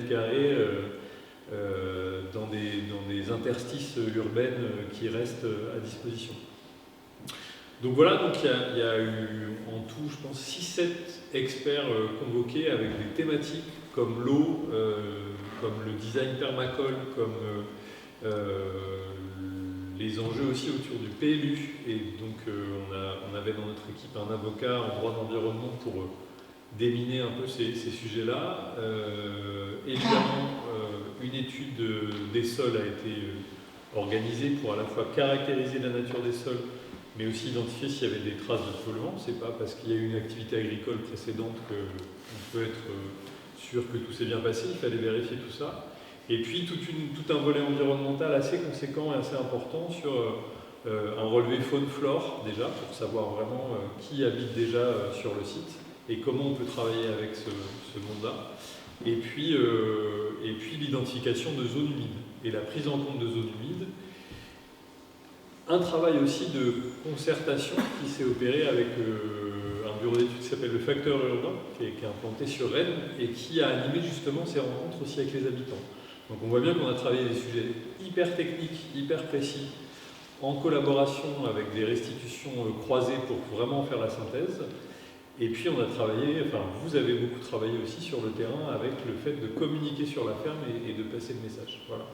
Et après, il y a une seconde phase de travail qui est vraiment la formulation à partir de la somme des contraintes et des points, on va dire des forces et des faiblesses du projet, de vraiment formuler un design de ferme qui reprend tous les éléments et qui fait dans le détail l'exhaustivité des usages en fait. Parce qu'on savait déjà quelque part que cette ferme elle allait être dans un dispositif plutôt d'insertion. Ça veut dire que sur l'ergonomie de la ferme en tant que telle, et sur le dimensionnement des bâtiments notamment, il fallait bien structurer, voilà, on ne pouvait pas partir sur le fait que ce soit simplement une modélisation à vide comme ça en disant il va y avoir un maraîcher, il va y avoir des salariés. Là on était dans une logique vraiment de travailler, c'est vraiment une ferme pour le quartier, avec des habitants du quartier qui travaillent et qui bénéficient aussi des productions du site. Voilà, donc j'en dirai pas beaucoup plus, on peut échanger après. Et évidemment, moi j'interviens dans le bureau d'études, on intervient, donc Oui Agri, à l'échelle nationale, et beaucoup pour le compte de collectivité, à partir du moment où vous avez l'envie, le souhait de mettre en place des projets agricoles avec ou sans des habitants, mais avec plutôt professionnels. Voilà. Sur les jardins, c'est moins mon sujet, moi je suis plutôt une sorte de programmiste et d'installateur de fermes maraîchères agricoles. Je ne sais pas si tu veux prolonger. Quelques compléments. On peut dire aussi que sur ce site, on a aussi eu des fouilles archéologiques. Ah oui. On est sur un site qui est très ancien. Il y a eu de la vie. On a retrouvé du mésolithique, c'est-à-dire des éléments datant de moins 10 000 avant Jésus-Christ. Donc, alors ça, par rapport à ce que vous nous avez dit, ils ont un peu labouré le terrain. C'était pas ce qui a été le plus apprécié par les futurs utilisateurs. Ils ont fait des trous un petit peu partout, mais c'était malheureusement indispensable par rapport à cette histoire. Et on a aussi eu le soutien de l'ARS avec une étude d'impact de santé sur lesquelles on a aussi puisé quelques éléments sur l'accessibilité, sur la façon de vendre les produits, de situer nos bâtiments. Et là, on arrive à l'année 0 en fait, du démarrage de ce projet. Année 0 pour constituer les futurs éléments de bâtiment, pour collecter, stocker les futurs légumes. Alors, il y a une première année de test l'année dernière qui a pu témoigner qu'on avait vraiment la capacité à fournir beaucoup de produits. Alors ces produits, ils ont été destinés aux salariés en insertion, des habitants de Saint-Nicolas, qui pour certains retrouvaient du travail après 7, 8, 10 ans sans travail. Et donc ça c'était assez joyeux aussi de voir leur sourire venir sur le terrain. On a aussi fourni la banque alimentaire, c'était juste, voilà, on a aussi, qui se trouve aussi à Saint-Nicolas sur ce territoire. Donc année 0 avec la création d'une association gestionnaire du site, bien sûr conventionnée avec la ville de Halle, et donc il y a des élus de la ville de Laval et de Laval Aglo qui siègent au conseil d'administration pour suivre le développement de ce projet. Et année 0 de tous les investissements qu'il faudra réaliser sur ce site. Pour l'instant, on a aménagé. Alors, on peut aussi vous accueillir. Vous aurez, je pense, nos coordonnées pour vous faire visiter également ce site. Mais pour l'instant, on travaille essentiellement sur ces parcelles-là en termes de vergers, de bacs, comme on a vu ici aussi, et de production sol un peu classique. La partie bâtimentaire, elle va démarrer, la partie investissement particulier sur la question de l'eau et de l'accessibilité, faire en sorte que les habitants de Saint-Nicolas puissent y aller, quelles que soient leurs difficultés sur ce site. Et comme l'a dit M. Morin, on vise une autonomie, on va dire économique, un équilibre à l'horizon de 2030, sachant que l'enjeu c'est que les produits aillent à ceux qui en ont le plus besoin, mais pas seulement. Il faut un équilibre économique et que des gens classiques, peut-être comme vous et moi, salariés, puissent aussi contribuer à l'équilibre. Il y a une vocation, alors on a eu aussi bien sûr cette question de l'équilibre économique est pas simple, il y a aussi d'autres sources que l'on va rechercher pour équilibrer les comptes, les visites. On a vu que certains sites le faisaient, et puis, comme ça a été dit et bien résumé en introduction par vous, effectivement tous les enjeux de cohésion, de venir aussi le réchauffement climatique fait que effectivement dans des appartements c'est pas toujours simple, même si les bailleurs sociaux maintenant prennent en compte ce réchauffement et l'intègrent dans leur rénovation, mais on a à 5 minutes des habitations, voilà un site, un lieu de fraîcheur, parce qu'on va planter beaucoup d'arbres, il y a eu 1000 de plantés pour l'instant, et c'est en tout cas un projet qui emporte, comme l'a dit M. Morin, voilà, l'adhésion d'une majorité d'habitants et qu'on n'a pas envie de décevoir sur ce projet. Et si je peux juste compléter, moi je prends souvent l'image de projet, de la notion d'acupuncture urbaine. Je ne sais pas si ça vous parle. Alors moi je ne pratique pas l'acupuncture parce que je déteste les aiguilles. Et si vous en faites, a priori, si j'ai bien compris, l'idée c'est de piquer un endroit et que ça rayonne, et que ça revitalise, ou en tout cas ça réénergise un peu. Pour moi, c'est typiquement l'exemple d'une ferme qu'on vient installer à un endroit donné, que ce soit dans un centre-bourg ou en quartier prioritaire.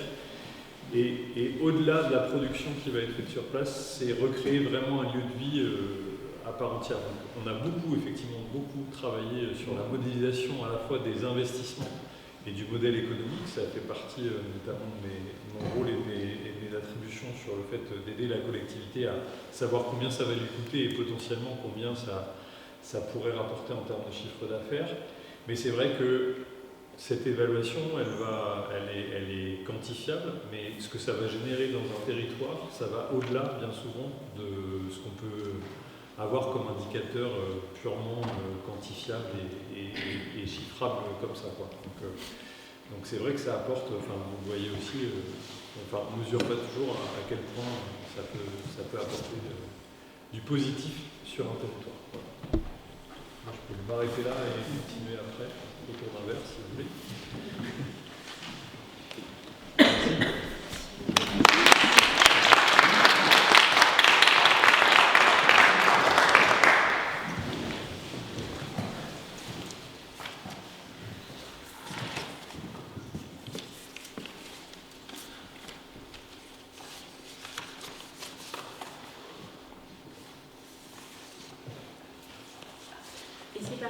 Merci.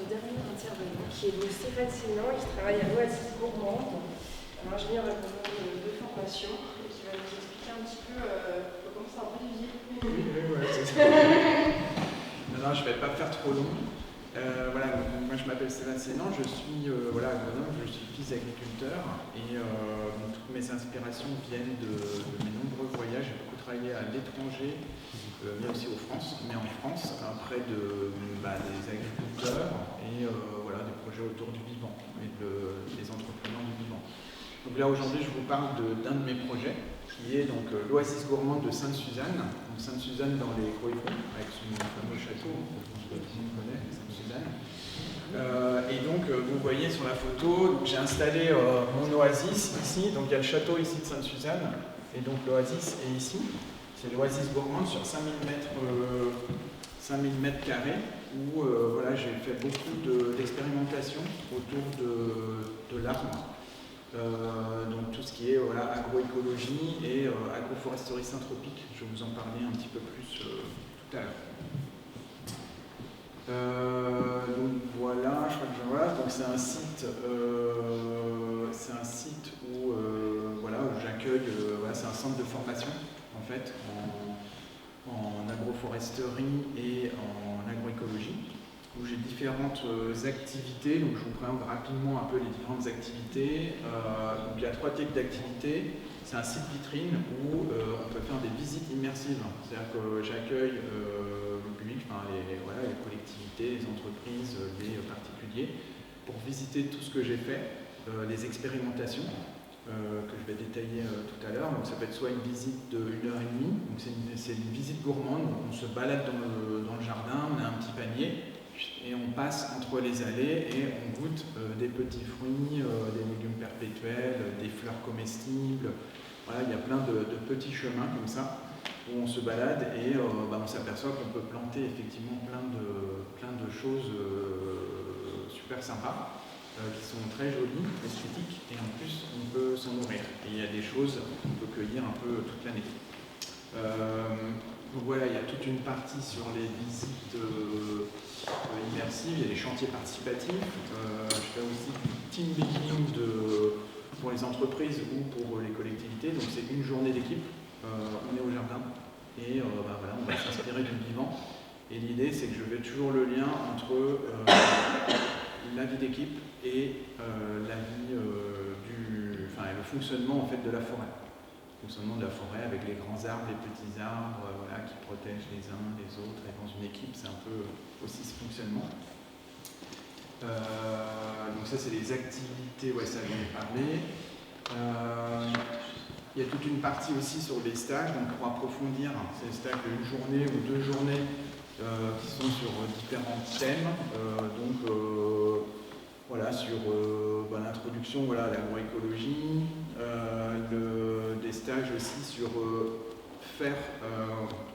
donner en fait les moyens à chacun de réaliser son propre jardin ou son propre espace en fait de jardin nourricier.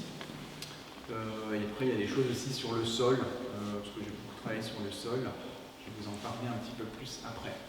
Et donc une autre des activités, c'est donc j'ai un bureau d'études où j'accompagne des entreprises, pas encore trop les collectivités, mais j'espère que ça va démarrer, et les particuliers sur l'installation en fait de jardins nourriciers.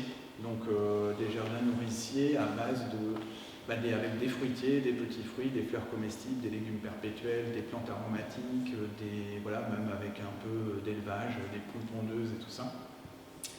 Et donc là, je fais des designs, je fais des plans de plantation. Donc l'idée, ça commence par une visite conseil diagnostic. J'arrive sur place, on regarde un peu les limites, les ressources du projet. Il y a toujours, effectivement, on en a déjà parlé, mais l'analyse de sol, parce que quand on ne peut pas planter des comestibles un peu partout, il faut voir un petit peu ce qu'on a dans le sol. Après, c'est parti pour le design. Moi, ce qui m'intéresse, c'est tout ce qui est corridor écologique et nourricier. C'est-à-dire que c'est des jardins en fait, qui se touchent. Donc on a vu, je ne vais pas reprendre dans les villes, voilà, on a vu.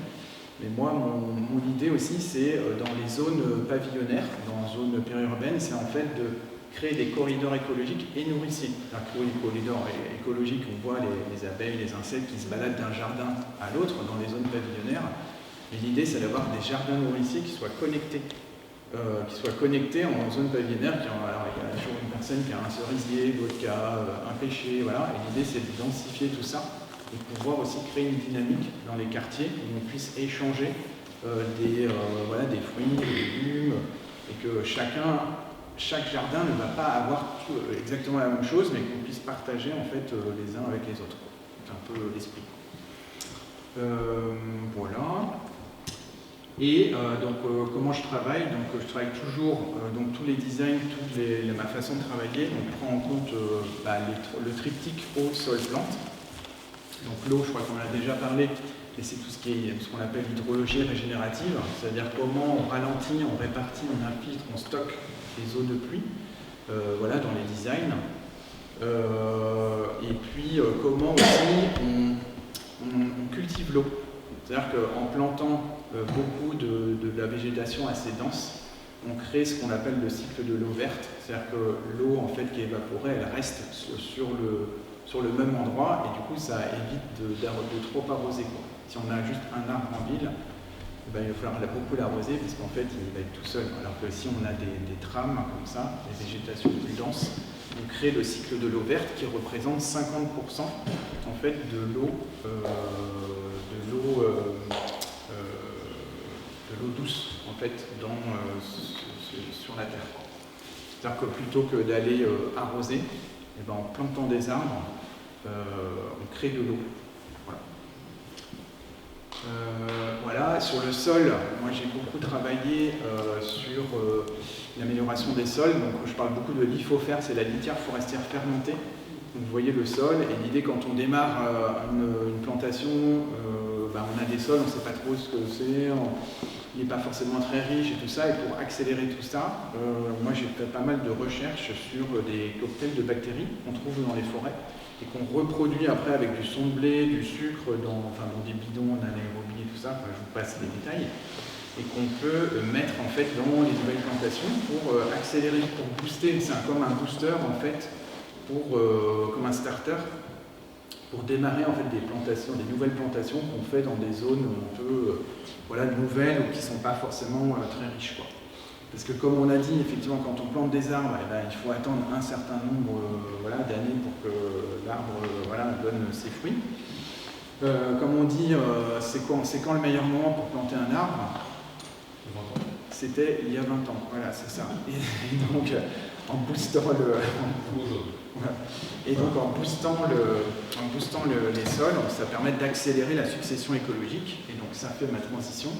Moi, je travaille beaucoup avec l'agroforesterie successionnelle, ce qu'on peut appeler aussi l'agriculture syntropique, qui est inspirée aussi des modèles des pays du Sud, qui, toutes les productions, l'agriculture de café, de cacao qui sont réalisées en fait sous couvert de forêt, utilisent ce principe. Mais on en a beaucoup parlé avec, qui nous a bien démontré, c'est Xavier, oui.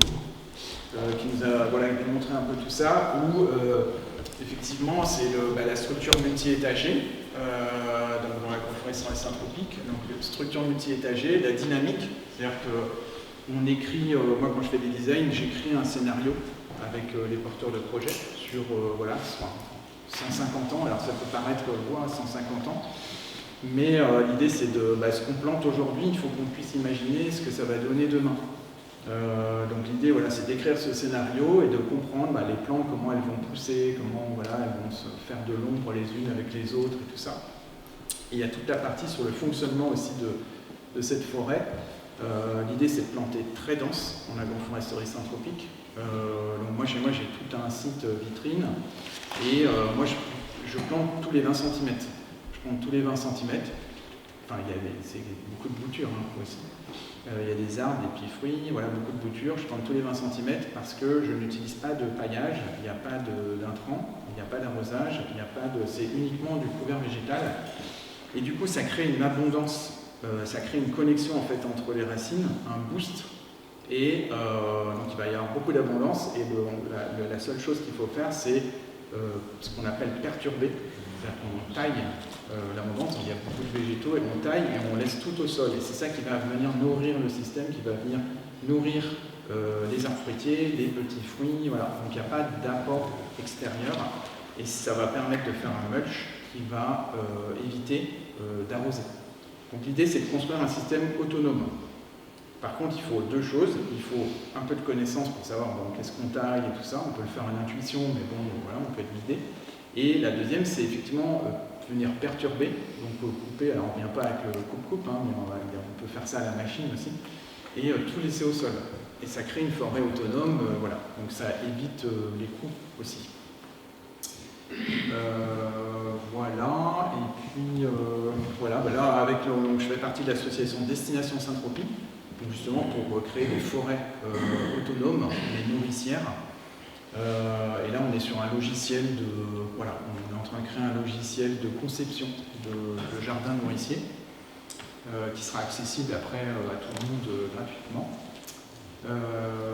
Puis après, c'est quelques photos de l'oasis gourmande.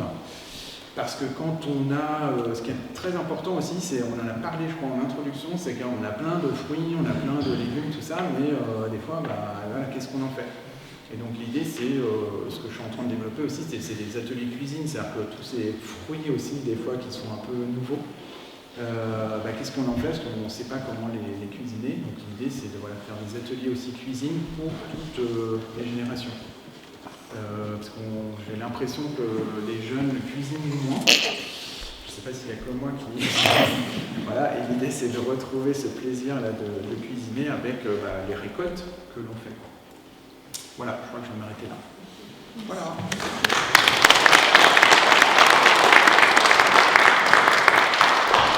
Donc, si vous voulez plus d'infos, tout ça... il y avait PPAM, c'est des plantes...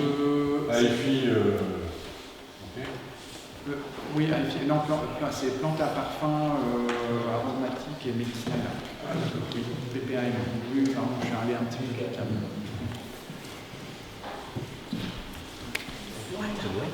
bien, on terminera juste en vous disant un grand merci. Mais tout d'abord, sachez que là, vous êtes venus sur un rendez-vous du mardi et du coup, il y en a d'autres, bien évidemment. Donc si jamais les thématiques vous intéressent, voici le prochain, l'ingénierie territoriale, quels acteurs de l'aménagement à l'écoute des communes. Découvrir un petit peu, le CAE, on est un des acteurs qui peut aider, mais il y en a d'autres. Et du coup, essayer de les découvrir et voir un petit peu qui pourrait aider au niveau des collectivités, quels acteurs au mieux selon les sujets. Donc ça, c'est le prochain et ce sera à Mayenne Attractivité, donc à Laval, dans la rue Lyon. Et mardi 28 mai. Et donc, on a des thématiques complètement différentes chaque mois qui vont de l'urbanisme, de l'architecture, du paysage, de l'environnement. Voilà, c'est nos thématiques. Et on viendra un peu sur le paysage. On viendra un peu paysage avec la découverte d'un outil de la lecture de paysage et comment ça peut aider pour comprendre un peu un territoire sans nécessairement avoir toutes les connaissances qui vont avec, mais de l'élu qui veut savoir comment il veut faire bouger sa commune à un agent ou quoi, c'est vraiment un outil qui est assez sans toutes les formes et qui peut permettre de mieux comprendre. Voilà, donc on sera à Saint-Denis. On ira jusqu'à Fontaine-Daniel et on sera avec le CPI. Voilà. Donc n'hésitez pas, on a une newsletter aussi au cas où si jamais vous le souhaitez. Je vais rajouter juste une petite chose en complément de présentation de Jacques Magnon, mais aussi de politique, du concept d'arbre fruitier en ville, c'est qu'on peut se demander diminuer la pollution automobile notamment. Donc il y a, j'avais assisté à Nantes aux premières assises internationales de l'agroforesterie fruitière urbaine, et il y avait une équipe de chercheurs de Bruxelles, parce que Bruxelles ils parlent beaucoup et depuis longtemps en ville de fruitier. Et donc il y a une équipe de chercheurs qui s'était penchée sur le sujet. Et le résultat avait été que dans tous les cas, quelle que soit la forme des fruits, la taille, les normes, la pollution aux métaux lourds, notamment cadmium, zinc, plomb et d'autres, était inférieure à la réglementation au minimum autorisé par la réglementation, et que les fruits qui étaient les plus pollués malgré tout, sans être polluants, c'était les petits fruits. Donc, voilà, on peut hésiter de porter en ville et de consommer. Si jamais ça vous intéresse sur ce genre de sujet, il y a un livre qui va sortir, ou qui est sorti, je crois, bientôt. Il y a une chercheuse qui s'appelle Christine Aubry, qui travaille à l'INRA, justement sur les sujets d'agriculture urbaine et périurbaine, et comment la pollution atmosphérique, la pollution du sol, et dans quelles circonstances, et puis aussi combien on peut produire par rapport à la surface. C'est parfois un problème si on veut que ce soit rentable pour le